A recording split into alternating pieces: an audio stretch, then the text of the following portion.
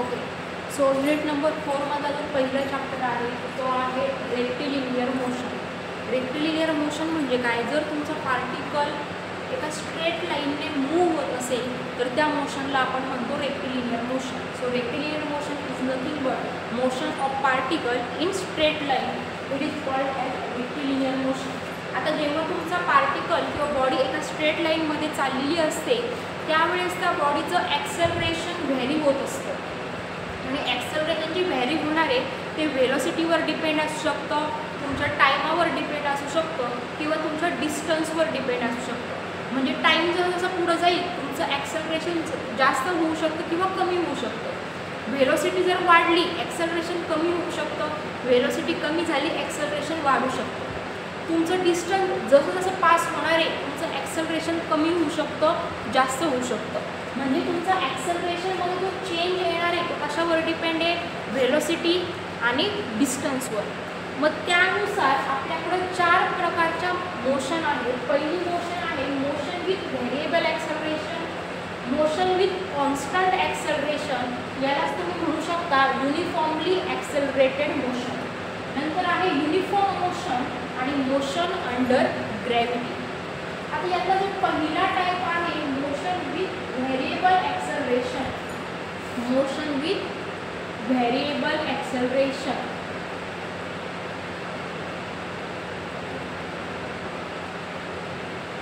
आता यात नेमकं होतं काय?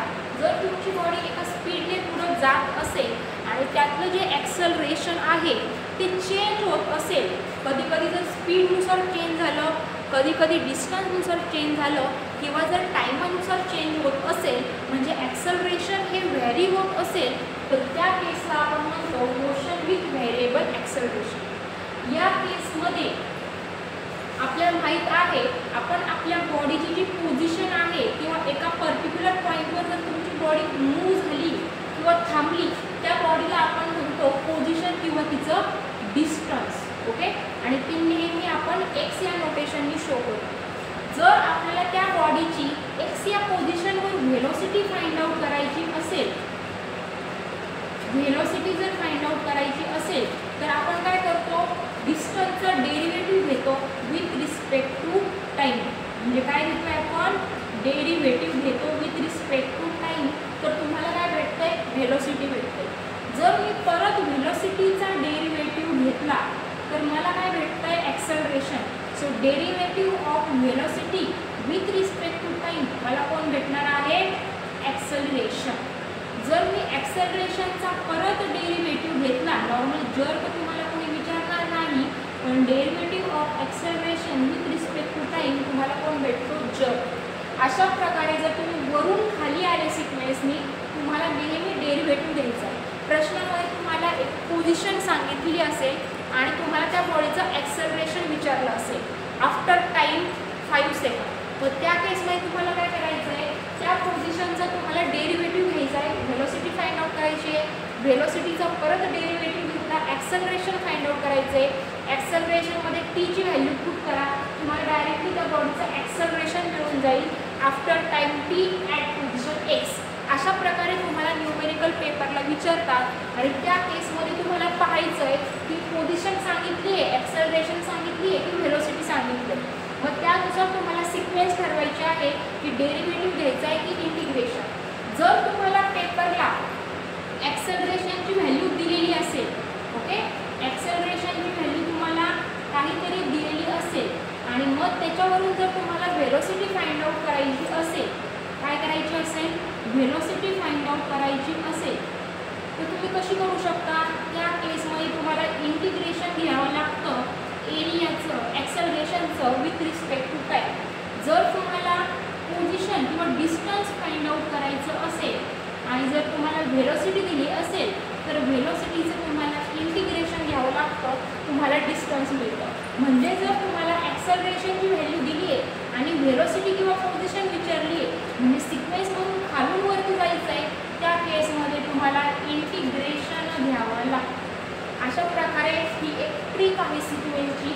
यावेळेस तुम्हाला व्हेरिएबल ॲक्सेलरेशनचे न्यूमेरिकल येतात. जर न्यूमेरिकलमध्ये डिस्टन्स व्हॅरी होत असेल तर तुम्हाला x1 आणि x2 अशा दोन व्हॅल्यू दिलेल्या असतील, ज्या तुम्हाला लिमिट म्हणून इंटिग्रेशनमध्ये पुट करायच्या.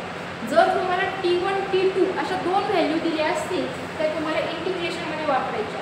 ज्यावेळेस तुम्हाला v1 v2 दिलेल्या असतील तर तुम्हाला इंटिग्रेशनमध्ये वापरायच्या. पुस्तकामध्ये याचे न्यूमेरिकल दिले आहेत, ती व्यवस्थित वाचायचे, स्टडी करायचे आणि सॉल्व्ह करण्याचा प्रयत्न करायचा आहे. सिक्वेन्स कशी ठरवायची की डेरिव्हेटिव्ह घ्यायचं की इंटिग्रेशन, हे अशा प्रकारे लक्षात ठेवायचं. जर वरच्या सिक्वेन्सवरून खाली गेले डेरिव्हेटिव्ह घ्या, खालून वरती गेले इंटिग्रेशन घ्या. हा आहे आपला पहिला type, motion with variable acceleration. पुढचा जो टाईप आहे तो आहे मोशन विथ कॉन्स्टंट एक्सेलरेशन.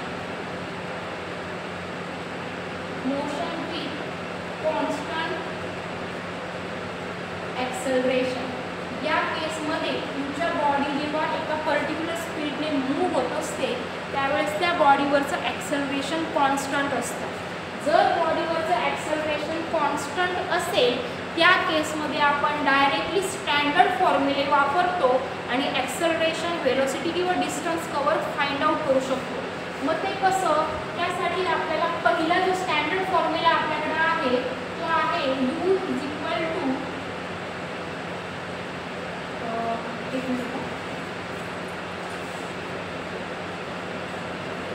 त्यासाठी पहिला फॉर्म्युला आहे v is equal to u plus at. दुसरा फॉर्म्युला आहे v square is equal to u square plus 2as. आणि शेवटचा फॉर्म्युला आहे x equal to 1/2 ut plus 1/2 at चा. त्यासाठी पहिला फॉर्म्युला आहे v is equal to u plus at. दुसरा फॉर्म्युला आहे v square is equal to u square plus 2as. आणि शेवटचा फॉर्म्युला आहे x equal to 1/2 ut plus 1/2 at चा स्क्वेअर. अशा प्रकारे हे तीन स्टँडर्ड फॉर्म्युले आहेत, ते तुम्हाला तेव्हाच वापरता येतात जेव्हा तुमच्या बॉडीवरचं ॲक्सेलरेशन कॉन्स्टंट असतं. याच्यामध्ये हा जो v आहे तो आहे initial velocity of body, v जो आहे तो आहे final velocity of body, u जो आहे तो आहे initial velocity of body, a आहे तुमच्या बॉडीचं ॲक्सेलरेशन आणि t आहे तुमच्या बॉडीवर लागणारा टाईम. अशा प्रकारे हे नोटेशन आहे. s आहे डिस्टन्स कव्हर्ड आणि x आहे तुमच्या बॉडीची पोझिशन आफ्टर टाईम t. अशा प्रकारे तीन फॉर्म्युले वापरून तुम्ही या प्रकारचे न्यूमेरिकल सॉल्व करू शकता. पेपरला डायरेक्टली तुम्हाला u, v, a ची व्हॅल्यू दिलेली असेल, t विचारला असेल, कधी कधी s विचारला असेल, त्या केसमध्ये v, u आणि a ची व्हॅल्यू दिलेली असणार आहे. पुस्तकाने जे न्यूमेरिकल आहेत मॅक्झिमम प्रॅक्टिस करायची आहे. ठीक आहे. तिसरी जी केस आहे आपली ती आहे युनिफॉर्म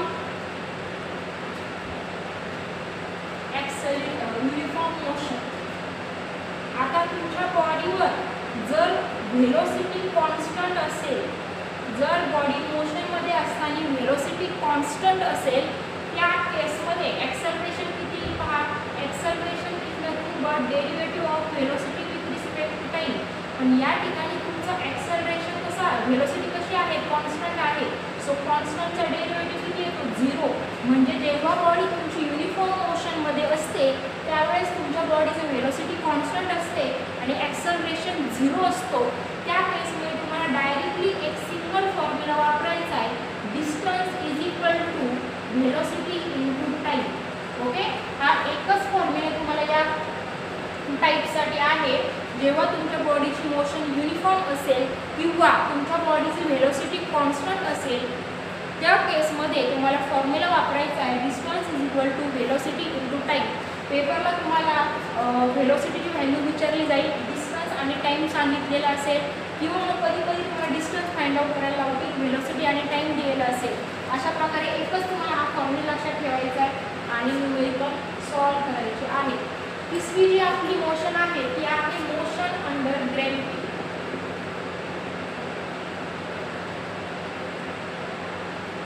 आता जेव्हा तुमची बॉडी मूव्ह होत असते असते, पण मूव्ह होताना ती हॉरिझॉन्टल डायरेक्शनने मूव्ह न होता जर हवेमध्ये किंवा स्पेसमध्ये मूव्ह होत असेल, एक्झाम्पल घ्यायचं ठरलं, एखादा बॉल मी वरती फेकला आणि तो परत खाली आला, एखादा दगड मी वरती फेकला तो परत खाली आला, मग स्पेसमध्ये आपल्या बॉडीची जर मोशन होत असेल त्याला आपण म्हणतो मोशन अंडर ग्रॅव्हिटी.